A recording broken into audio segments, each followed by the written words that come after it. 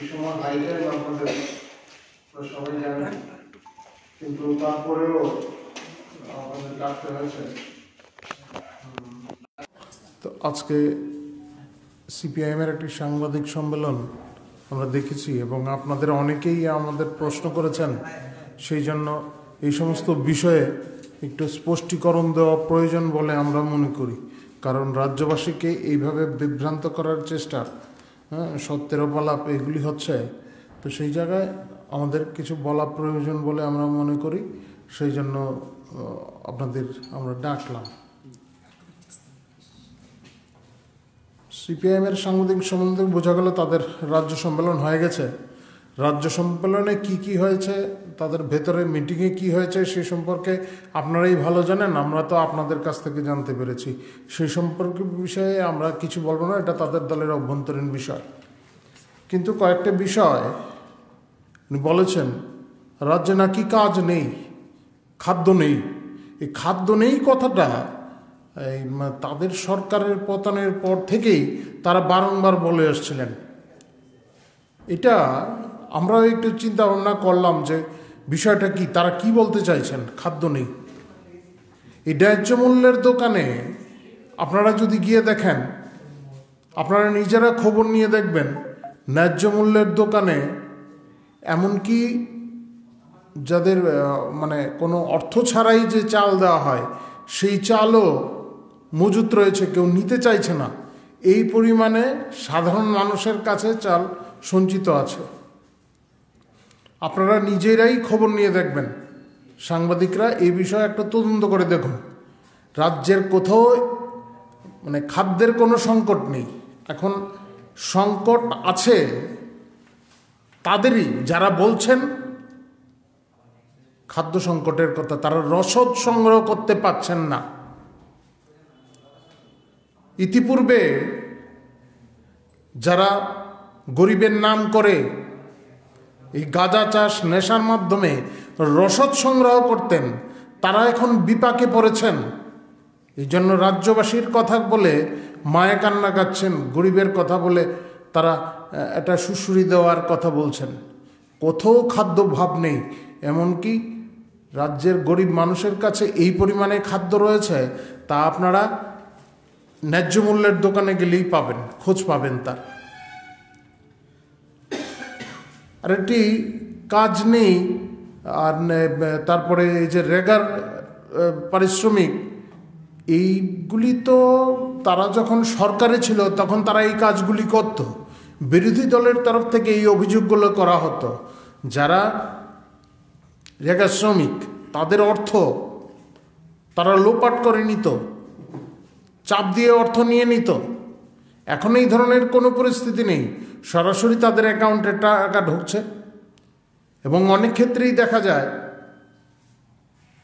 যে সাধারণ মানুষের অনেকেরই তারা মনে করেন যে না, রেগার চাইতেও তারা অন্য কোনো উপার্জনের পথে আরও বেশি রোজগার করতে পারেন, ফলে সবাই কাজও করতে চায় না।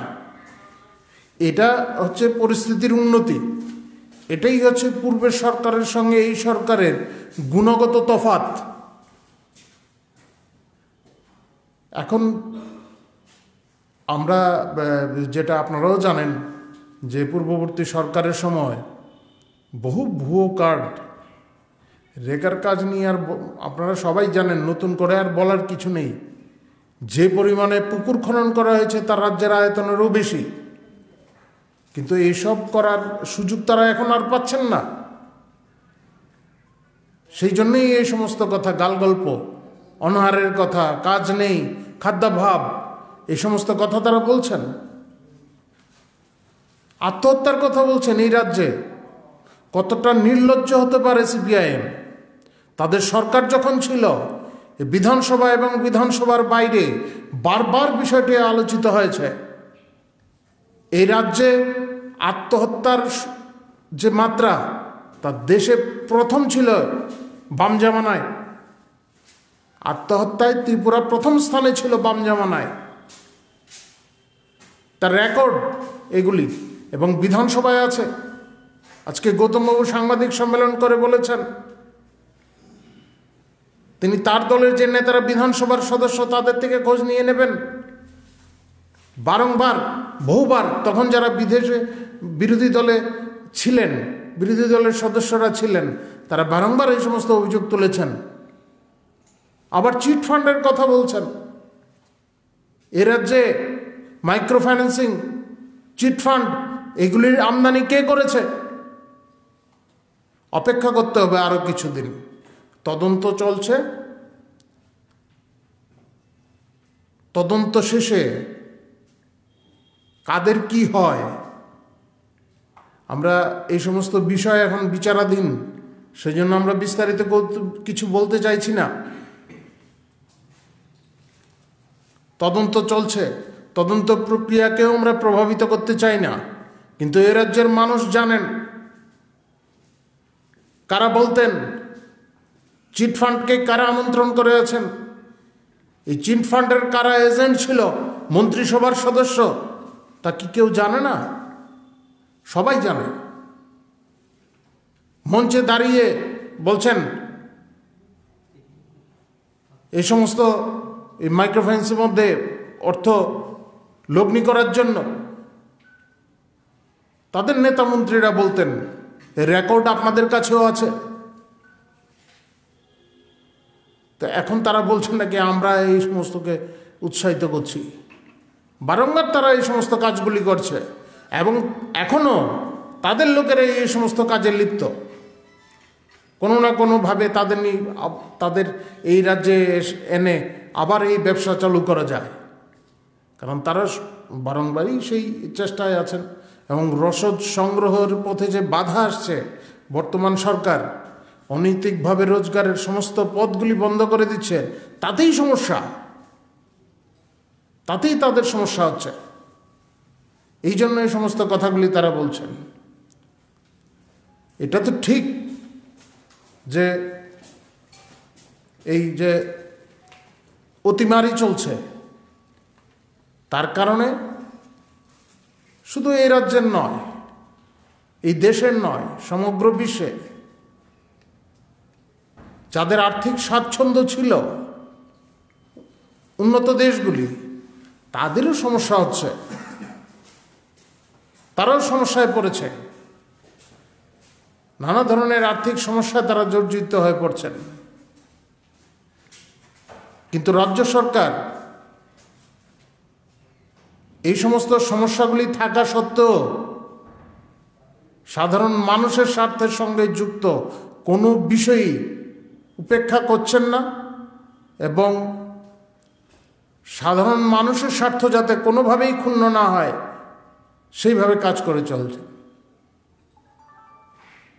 এই রাজ্যের কৃষকরা, কৃষক আন্দোলনের কথা তিনি বলছিলেন, এই রাজ্যের কৃষকরা তারা মনে করেন যে এই ভারতীয় জনতা পার্টির নেতৃত্বাধীন সরকার আসার পরেই তাদের ভাগ্য খুলেছে।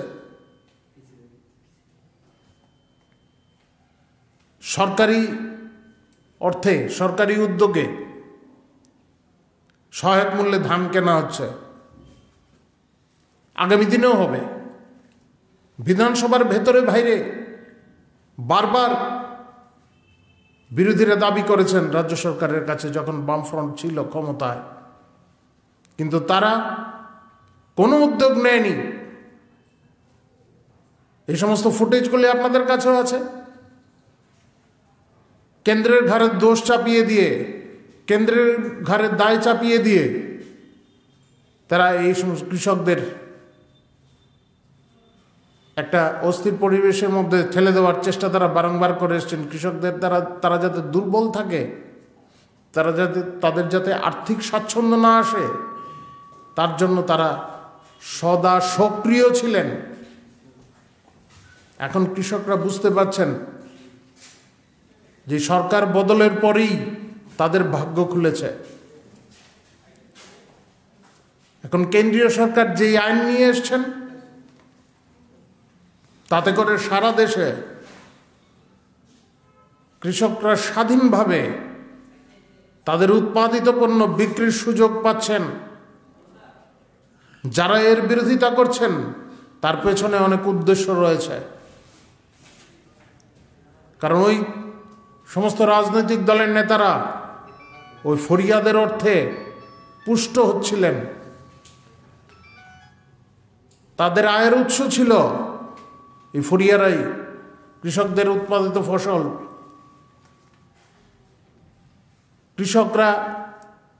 কৃষকদের কাছ থেকে স্বল্প দামে কিনে এনে এগুলি চড়া দামে বিক্রি করা হতো, সাধারণ মানুষকে চড়া দামে কিনতে হতো, মাঝপথেই পয়সা চলে যেত। এখন কৃষক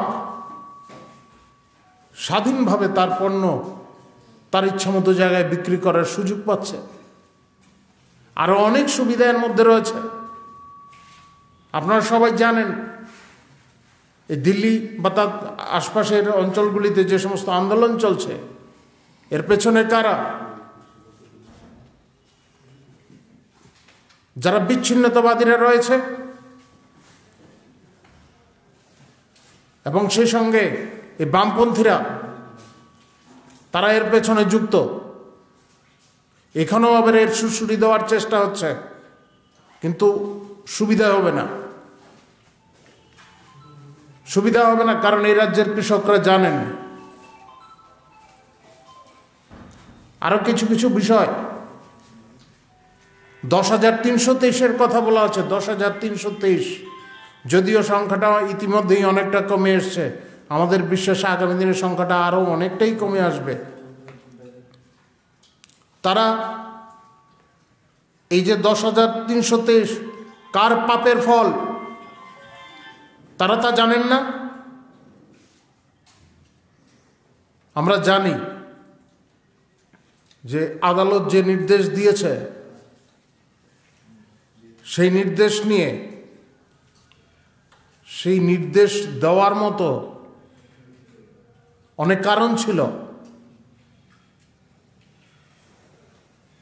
কিন্তু এই পরিবারগুলিকে এইভাবে নষ্ট হতে দেওয়া যায় না। তাই রাজ্য সরকার তাদের বিকল্প ব্যবস্থা চিন্তা ভাবনা করছে, ইতিমধ্যেই বেশ কিছু ব্যবস্থা নিয়েছে।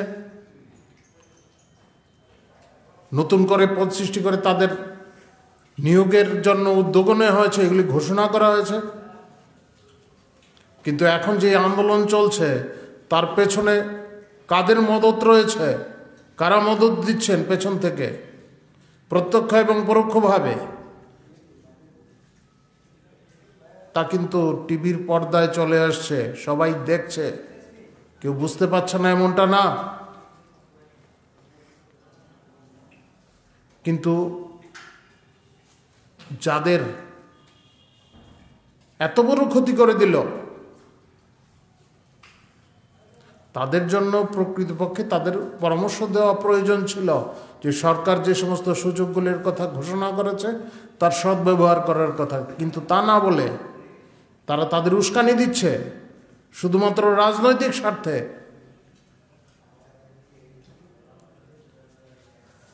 আর এটি পরিতাপের বিষয়, আজকে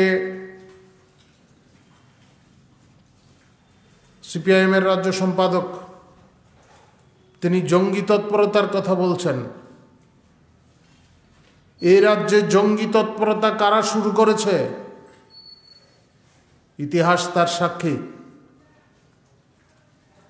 সিপিআইএমের বহু নেতা এই সমস্ত কর্মকাণ্ডের সঙ্গে যুক্ত।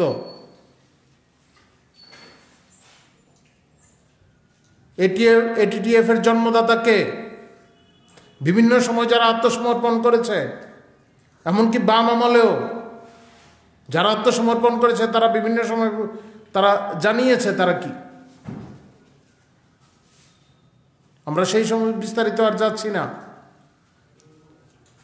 যখনই তারা ক্ষমতায় না থাকে তখনই নতুন করে আবার উগ্রবাদীদের জন্ম দেওয়ার চেষ্টা তারা শুরু করে, অস্থিরতা সৃষ্টির তারা চেষ্টা করে। তবে এই রাজ্যে এখন এমন একটি সরকার রয়েছে যারা এই সমস্ত বেআইনি কার্যকলাপ রোধে কি করে রোধ করতে হয় তা খুব ভালোভাবেই জানে। এই রাজ্যে অপহরণ বাণিজ্য নতুন কোনো ঘটনা নয়, কিন্তু এই প্রথম কূটনৈতিকভাবে এমন একটা সার্জিক্যাল স্ট্রাইক করা হয়েছে যাতে করে অপহরণকারীরা অপহৃতদের ছাড়তে বাধ্য হয়েছে এবং তারা নিজেরাও আত্মসমর্পণ করেছে। কারণ এই রাজ্যে ভারতীয় জনতা পার্টি পরিচালিত একটি সরকার রয়েছে, বিপ্লব কুমার দেবের নেতৃত্বে একটি সরকার এখানে চলছে। ইতিপূর্বে এই রাজ্যে এই ধরনের কোনো সরকার ছিল না।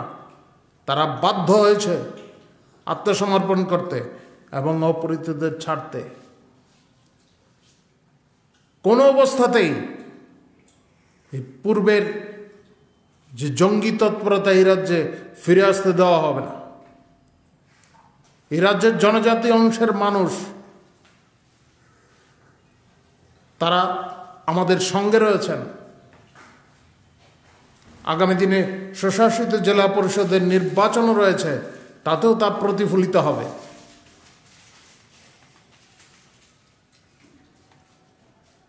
আমরা গত কয়েকদিন আগে সম্প্রতি আমি দেখছিলাম সিপিআইএমের একজন শীর্ষ নেতা, বয়োবৃদ্ধ নেতা, আমি ওনার নাম বলতে চাইছি না, তিনি এক জায়গায় বলছিলেন সমাজবাদ সম্পর্কে। এই দেশের যারা এই ভারতীয় সমাজবাদ নিয়ে যারা কাজ করেছেন, রাম মনোহর লোহিয়া থেকে শুরু করে অন্যান্যরা, তারা বরাবরই তারা এ দেশে গণতন্ত্রকে আরো দৃঢ় করার লক্ষ্যে কাজ করে গেছেন। আর সিপিআইএম এমন একটা দল যাদের কনস্টিটিউশনই আছে এ দেশে একনায়কতন্ত্র প্রতিষ্ঠার বিষয়টি। তারা এই দেশে তারা আবার গণতন্ত্রের কথা বলে, তাদের কনস্টিটিউশনে আছে আর একনায়কতন্ত্র প্রতিষ্ঠিত করার কথা। যারা এই সমস্ত কথাগুলি বলছে তারা তাদের পূর্বসূরীদের মৃত্যু দিবস পালন করে না। আপনারা জানেন এই গত 25শে ডিসেম্বর রাজ্যের প্রাক্তন মুখ্যমন্ত্রী, তাদের নেতা, পলিট ব্যুরোর সদস্যও ছিলেন নৃপেন চক্রবর্তী, ওনার মৃত্যু দিবস গেল, পালন করা হয়নি, কোথাও পালন করা হয়নি। কিন্তু বিদেশি একটা খুনি হাজারো মানুষকে খুন করেছে, সেই মাও সেতুংয়ের জন্মদিবস পালন করা হয়েছে, তারা পালন করে, নিজেদের পূর্বসূরীদের সম্মান দেয় না, বিদেশি খুনিদের তারা সম্মান জানায়। এমন একটা রাজনৈতিক দল, তারাই তো এই রাজ্যে উগ্রবাদের সৃষ্টি করতে পারে। এই ধরনের দলগুলি তাদের মতেই এই দেশে অস্থিরতা সৃষ্টি হতে পারে। কালকেও দেখা গেছে কৃষক আন্দোলনে কারা সক্রিয় দিল্লিতে, সারা দেশেই তারা এই ধরনের অস্থিরতা সৃষ্টি করতে চায়। এই রাজ্যেও চাইছে। ইতিপূর্বে সম্ভব হলেও এখন আর সম্ভব হবে না। আগুন নিয়ে খেলার কথা উনি বলছেন, ভুল করছেন। আগুন জ্বালানোর কোনো চেষ্টাই সফল হবে না। সরকারিভাবে সরকার যে সমস্ত পদক্ষেপ নেওয়ার নেবেন, আমাদের পার্টির কার্যকর্তারাও, সমস্ত মোর্চাগুলির সদস্যরা, তারা সচেতনভাবে বিভিন্ন এলাকায় কাজ করছেন। কোথায় কি হচ্ছে সব খবর আছে। কারা কি অস্থিরতা সৃষ্টি করতে চাইছেন এগুলি বরদাস্ত করা হবে না। আমাদের কার্যকর্তাদের কাছে নির্দেশ রয়েছে, যেখানে এই ধরনের অশান্তির বাতাবরণ তৈরি করার চেষ্টা হবে, পুলিশের সহযোগিতা যাতে না হয়, পুলিশকে বিষয়গুলি যাতে জানানো হয়। আমি আর দীর্ঘায়িত করছি না। আপনাদের যদি কোনো বক্তব্য থাকে, আপনাদের যদি কিছু জিজ্ঞাসা থাকে, আপনারা আমাকে জিজ্ঞাসা করতে পারেন।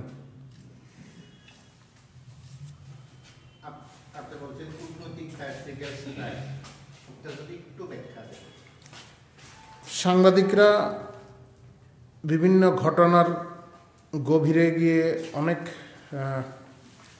খোঁজ খবর নিয়ে খবর সংগ্রহ করেন এবং তা পত্রিকায় পেশও করেন। বিভিন্ন কাগজে খবরগুলি বেরিয়েছে। বাংলাদেশের, আমি এতদূর বলতে পারি, বাংলাদেশের তরফ থেকে সেখান থেকেও চাপ ছিল, সেখানকার সুরক্ষা বাহিনীও চাপ দিয়েছে। পাশাপাশি আমাদের রাজ্যে অবস্থানরত রাজ্য এবং কেন্দ্রীয় যে সুরক্ষা বাহিনী আছে তাদের তরফ থেকেও চাপ ছিল এবং নিশ্চয়ই আমাদের মুখ্যমন্ত্রীর যে ভূমিকা ছিল সেখানে, সেটা বিশেষ গুরুত্বপূর্ণ বিষয়। বিভিন্ন কাগজে এগুলি বিষয় বেরিয়ে আছে।